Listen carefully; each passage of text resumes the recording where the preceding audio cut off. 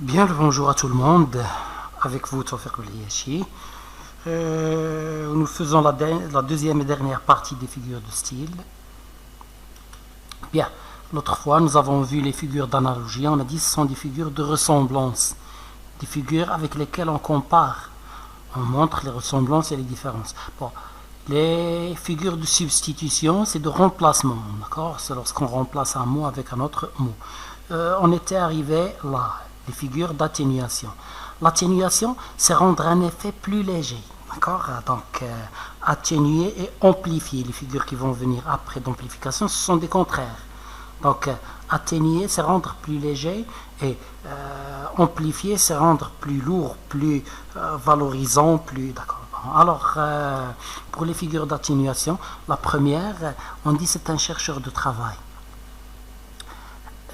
Quel est le mot le plus connu pour dire chercheur de travail? C'est chômeur. Mais chômeur, c'est un mot qui choque. C'est un mot qui a si vous voulez, une portée péjorative, d'accord? Donc, une charge péjorative. Bon, c'est un mot choquant ici qui a été remplacé par un mot, ça peut être un mot bien, un groupe de mots, d'accord? Donc, par un mot qui est plus acceptable, plus léger. D'accord? Alors, cette figure, c'est ce qu'on appelle un euphémisme. Bien. Alors, les exemples sont nombreux. On peut avoir, par exemple, il nous a quittés pour il est mort. D'accord? Il nous a quittés, c'est plus léger, c'est plus acceptable. Donc, on peut avoir, par exemple, un SDF, un sans domicile fixe, à la place d'un vagabond, quelqu'un qui n'a pas de maison. D'accord? On dit il n'a pas de maison fixe. Il n'a pas de toit fixe. Bon, alors, c'est ça l'euphémisme, bien sûr. Vous savez, là, la règle, c'est remplacer un mot choquant par un autre qui est plus acceptable. Bien, alors, nous avons ici la litote. La litote, c'est une figure qui est très, très rare, d'accord, rarement utilisée. Pas mal. Donc, pas mal. On a dit simplement qu'il n'est pas mal. D'accord? Mais, regardez la suite de la phrase, qu'est-ce qu'il nous montre? C'est un vrai travail d'artiste que vous avez fait. Donc, je dis pas mal, c'est-à-dire pas mauvais, mais en fait, je veux dire que c'est très très bien. Donc, c'est dire peu, mais signifier plus, signifier beaucoup. Hein? Bon, c'est une figure qui est toujours accompagnée d'une négation, ou bien d'un verbe qui a un sens négatif. Bon, alors, je peux avoir l'exemple de... Il ne manque pas de courage. Donc un homme, par exemple, qui ne manque pas de courage, bon, il ne manque pas de courage, il a un peu de courage. Mais ce que je veux dire, c'est qu'il est très très courageux. Donc là, bien sûr, c'est une litote. C'est à dire le moins pour signifier le plus. Bien, on passe maintenant aux figures d'amplification. Amplifier, c'est rendre plus grand, plus proportionné, plus valorisé, d'accord? Donc, plus mis en relief. Bon. Alors, de ce mot vient le mot ampli pour amplificateur qu'on a par exemple pour le son. Lorsque vous écoutez quelqu'un qui parle dans une micro, dans une grande réunion ou bien, il utilise un ampli, un amplificateur, ampli c'est une abréviation, donc un amplificateur pour rendre le son plus grand. La première, elle est la plus connue, c'est l'hyperbole. Bon, sa définition c'est très simple, c'est une figure d'exagération, on exagère avec l'hyperbole. Il est mort de faim, bon, il n'est pas mort de faim, il a très faim, oui. Donc, pour dire il a très faim, on dit il est mort de faim. Bon, là, c'est une exagération. Celui qui est en train de vous écouter, il comprend que vous ne voulez pas dire qu'il est littéralement mort, mais que il a très faim. Donc, on exagère ici, c'est une figure d'exagération, bien sûr. La gradation. Dans le mot gradation, il y a un mot grade. Alors, la gradation, c'est tout simple. C'est une gradation, c'est une montée en grade ou bien une descente en grade. Lorsqu'on monte en grade dans les mots, comme ici, va, court et vole, on parle de la vitesse ici. Aller, c'est une vitesse qui n'est pas très grande. courir, c'est une vitesse un peu plus grande. Et voler, c'est une vitesse qui est encore plus grande. Donc, qu'est-ce qu'on a fait? On a fait une gradation croissante. Croissant vient du verbe croître. D'accord? Ça veut dire aller en grandissant. Bon, en fait, je vais vous utiliser les mêmes mots, mais en les inversant. En les inversant, je m'excuse, vol, court et va. Donc ici, on est descendu de la grande vitesse à la petite vitesse. C'est une gradation décroissante. Il y a certains rhétoriciens qui appellent ça une gradation et une dégradation. Donc la première croissante, ils l'appellent gradation, et décroissante, ils l'appellent dégradation. Mais la nomenclature utilisée, les mots utilisés en grammaire dans le lycée ou bien, donc c'est gradation croissante et gradation décroissante, c'est une énumération. C'est quoi une énumération? Énumération, c'est lorsqu'on utilise des virgules et à la fin, d'accord? Donc, alors je vous dis par exemple, il entre en classe, prend la craie, écrit au tableau. Donc ça, c'est pour un professeur. Donc, qu'est-ce qu'on a fait ici? Entrer, prendre la craie, écrire au tableau, on a énuméré des actions. D'accord? Alors, s'il n'y a pas d'ordre croissant bien décroissant, on appelle ça, c'est aussi une autre figure, on ne l'a pas cité, mais c'est aussi une autre figure, on l'appelle une énumération. D'accord? Bon, s'il y a un ordre dans l'énumération, ou bien un ordre croissant, ou bien un ordre décroissant, cette énumération devient une gradation. Bon, notons que ce n'est pas simplement avec des verbes, ça peut être avec des verbes, ça peut être avec des adjectifs, je ne sais pas, je peux avoir par exemple l'adjectif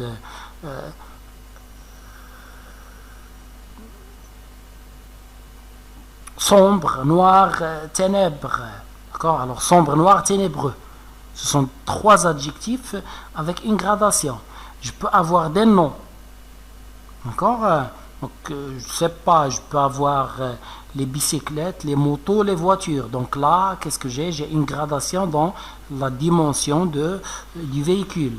Bien, bon, alors, mais généralement, c'est une énumération qui englobe des mots de la même classe grammaticale. Si on a des adjectifs, ils sont tous des adjectifs, d'accord? On trouve rarement une différence ou bien un changement dans un mot de la gradation. Quand on peut trouver par exemple adjectif, mais on peut avoir un nom par exemple, mais c'est très rare. La répétition. Bien. La répétition, normalement, pour un élève, dans une expression écrite, généralement, c'est une erreur, c'est une faute. D'accord? Mais, utilisé par un auteur, l'auteur n'a pas de problème à remplacer les mots par des pronoms bien. D'accord? Donc, s'il répète un mot, c'est parce qu'il veut répéter ce mot pour attirer l'attention sur ce mot. C'est ça d'ailleurs le rôle des figures d'amplification, c'est pour attirer l'attention sur quelque chose. Bien, alors ici, la répétition, lorsqu'elle n'a pas un ordre, on trouve un mot dans le début d'une phrase, un autre mot à la fin d'une autre phrase, bien au milieu d'une autre phrase, bien. Donc s'il n'y a pas un ordre dans la répétition, on l'appelle une répétition. On va voir s'il y a un certain ordre, c'est un autre nom. D'ailleurs, c'est notre figure suivante. Donc la répétition, c'est répéter un mot sans ordre précis, préétabli. La répétition ordonnée, c'est une anaphore. Donc, j'ai ici deux phrases et j'ai la répétition au début des deux phrases.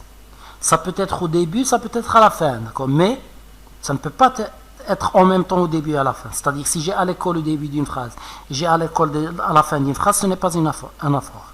Bien, donc ça peut être au début d'une phrase, de deux phrases, ou bien de deux vers, ou bien de deux strophes ou bien de deux paragraphes, d'accord? Pas seulement les vers ou bien les phrases, mais aussi les paragraphes et les strophes. Bon, au début ou bien à la fin. Oh, oui, donc ici c'est consiste à répéter des mots au début des phrases ou bien aussi à la fin. Bien, alors le parallélisme. Donc ça c'est un vers de Victor Hugo que j'ai subdivisé en deux parties, d'accord? J'irai par la forêt, j'irai par la montagne. Bien, c'est ça le vers de Victor Hugo. Donc regardez ici, c'est la répétition de la même structure. Bon, on peut utiliser le verbe j'irai. C'est pas obligatoire qu'on ait le verbe j'irai. Je peux avoir j'irai par la forêt, je partirai par les montagnes, bien par la montagne. Donc ici, qu'est-ce qu'on a? On a la répétition de la structure. Les mots ne nous intéressent pas, c'est la structure qui nous intéresse. Donc c'est sujet, verbe, préposition par, nom avec article. La deuxième phrase, même chose. Sujet, verbe, préposition par, nom avec son article. Donc vous voyez ici, c'est la même structure qui est répétée. On appelle ça parallélisme. D'ailleurs, si on prend cette droite qu'on a là, cette ligne, et cette ligne, en français on dit, ce sont deux parallèles. C'est ça le parallélisme. On a une droite et une deuxième droite qui est parallèle. D'accord? Donc, puisque vous étudiez maintenant les mathématiques en arabe, le mot parallélisme peut paraître un peu étrange, mais ceux qui ont étudié les mathématiques en français, ils savent très bien ce que c'est que des parallèles. La ligne noire là et la ligne noire là sont deux parallèles. La ligne noire là et la ligne noire là sont deux parallèles. Celle-là et celle-là sont deux parallèles. Celle-là et celle-là aussi sont deux parallèles. Cette ligne et cette ligne sont parallèles. Bon. Alors, comme on a dit, le parallélisme, c'est la répétition d'une même structure. On passe aux figures d'opposition.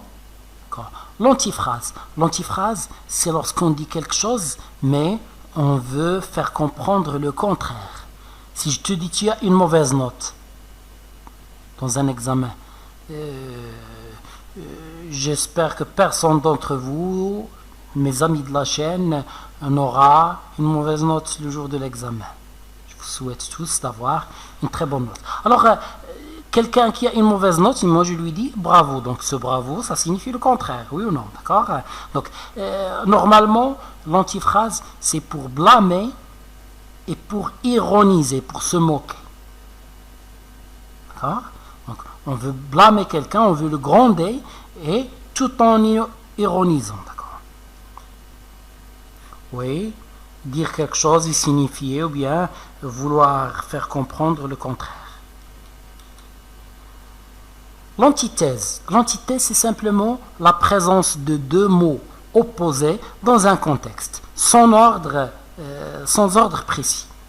Donc, alors j'ai ici matin et j'ai soir. Ce sont deux mots contraires qui sont dans la même phrase, bien dans des phrases juxtaposées l'une à côté de l'autre. On appelle ça une antithèse. Donc c'est ça, la présence de deux mots opposés dans la même phrase, bien dans des phrases très proches l'une de l'autre, dans un même contexte. Donc on a ici nuit blanche. La nuit elle est noire. Donc qu'est-ce qu'on a fait ici? On a associé. Blanche décrit la nuit, mais en même temps blanche est le contraire de nuit, c'est l'opposé de nuit. Donc ici on a associé deux mots opposés. Si vous associez deux mots opposés, ça devient une oxymore. D'accord? L'oxymore consiste à associer deux mots de sens opposés. Bien, alors le chiasme. Bon, comme je l'ai expliqué pour les élèves qui me suivent en arabe, le chiasme, chiasme, pas chiasme, certaines personnes le prononcent chiasme, encore, c'est pas juste, c'est faux, d'accord, il faut prononcer chiasme, mais s'il vous plaît, je vais ici attirer votre attention sur quelque chose, puisque vous avez des professeurs de français, d'accord, donc si votre professeur commet rarement de petites erreurs comme ça, d'accord, donc c'est un bon professeur. Moi aussi j'en commets, bien sûr. Il n'y a personne qui n'en commet. Généralement, si les élèves ne s'en rendent pas compte, c'est tout simplement parce que ils ne peuvent pas déterminer ces erreurs. Mais tout le monde, tous les professeurs font des erreurs. Mais ils font des erreurs comme ça, des erreurs secondaires. C'est quelque chose qui est secondaire. Et ces erreurs sont rares, sont exceptionnelles. Comme cette prononciation que je viens de faire sont exceptionnelles, c'est une des erreurs dont je suis en train de vous parler. Alors maintenant, il y a aussi un conseil que je vous donne. Si je vous explique quelque chose et que le professeur officiel que vous avez vous explique le contraire. Le jour de l'évaluation de ce professeur, répondez avec ce qu'il vous dit. Correct.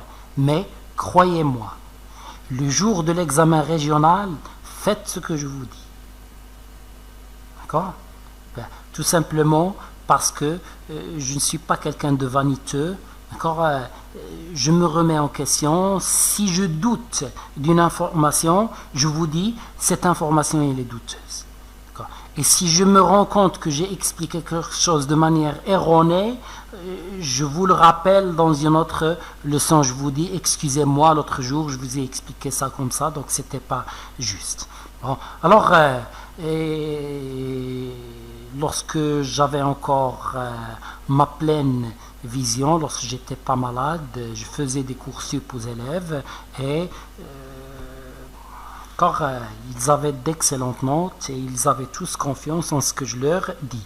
Mais votre professeur dans votre classe, il ne va pas changer son opinion à propos de ce qu'il croit juste parce que vous avez répondu comme je vous ai dit de répondre. Le jour de l'examen, le professeur n'est pas libre de corriger comme il veut, d'accord? Il y a une correction officielle qui vient, et cette correction officielle, soyez sûr, elle sera à 99% compatible avec ce que je vous explique. Bon, maintenant regardez cette figure. Vous voyez que la structure ici, c'est pas comme le parallélisme, c'est le contraire du parallélisme. Je vous explique de cette façon parce qu'il y a des personnes qui expliquent que numéro 1 et numéro 4 sont opposés, et numéro 2 et numéro 3 sont opposés. Non, c'est pas obligatoire, on peut avoir de la différence. Donc ici, c'est une structure dans la première partie, et cette structure, elle est inversée dans la deuxième partie. Par exemple, tout à l'heure, lorsque j'avais « j'irai par la forêt, j'irai par la montagne ». Si on avait « j'irai par la forêt », par la montagne, j'irai, si on inverse la deuxième phrase, la deuxième structure, ça devient un chiasme. C'est compris? Alors, on a numéro 1 avec 4 et numéro 2 avec 3. Mais comprenez-le de cette façon simple. C'est une structure et c'est l'inverse de cette structure dans la deuxième partie. Généralement, on trouve les parties du milieu, ou bien elles sont opposées, ou bien elles expriment une différence. Ce sont deux verbes différents. Parfois, la première et la deuxième partie la première et la quatrième partie sont opposées, parfois elles sont différentes et parfois elles sont répétées, comme je viens de vous le dire pour j'irai. Bien, alors c'est ce que vous avez ici. Vous avez 1 ressemble à 4 et 2 ressemble à 3. Cette figure de style s'appelle un chiasme.